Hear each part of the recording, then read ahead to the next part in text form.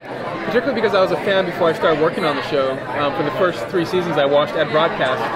I found it through actually the NBA, and then they advertised heavily in the NBA playoffs on TNT. And yeah, I got sucked in right away. And then I got asked to come direct a couple episodes. I was like, wow, And then fast forward to we're ending now, and yeah, I remember that last scene where we had most of the cast. It was yeah, very emotional. Because we're not just saying goodbye to them as characters, which is a great deal, but as human beings. And then they're all saying goodbye to each other from 6 years of friendship. And I know everybody always says the cast really gets along. And but these guys really got along. They're close. People have had babies. Crew members as well. People have seen their kids grow up.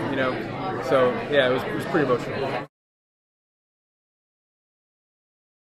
Yeah, I wanted to really get into a little bit more of the violence of war.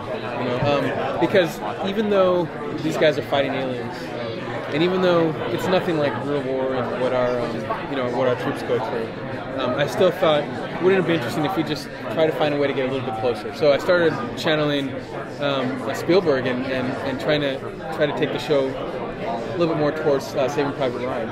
For the longest, for most of these seasons, it's been Children of Men and a little bit of Saving Private Ryan. I thought, let's go more Saving Private Ryan and less Children of Men.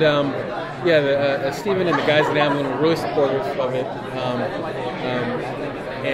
We really pushed the limit. So, I just told all the directors, be bold, be edgy, really go for it.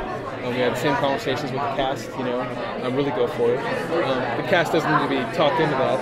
Noah's very passionate, and the rest of them are very passionate. They just jump into it, But yeah, I think being edgier and being bold throughout the course of the season for everything that we did was the mantra this season.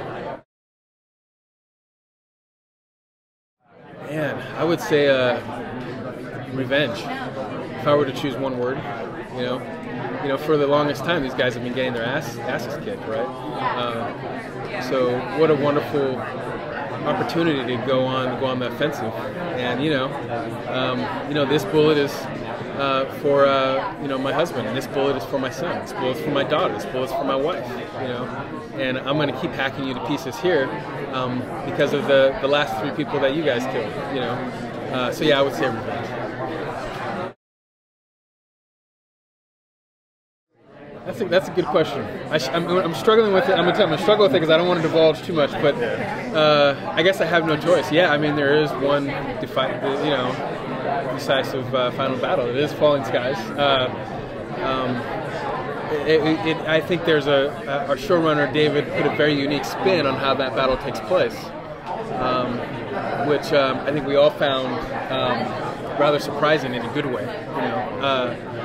But there's multiple battles along the way because it is Falling Skies. But yeah, there is one battle of all battles, I guess you could say. It's just not quite in the way I think that you're picturing it.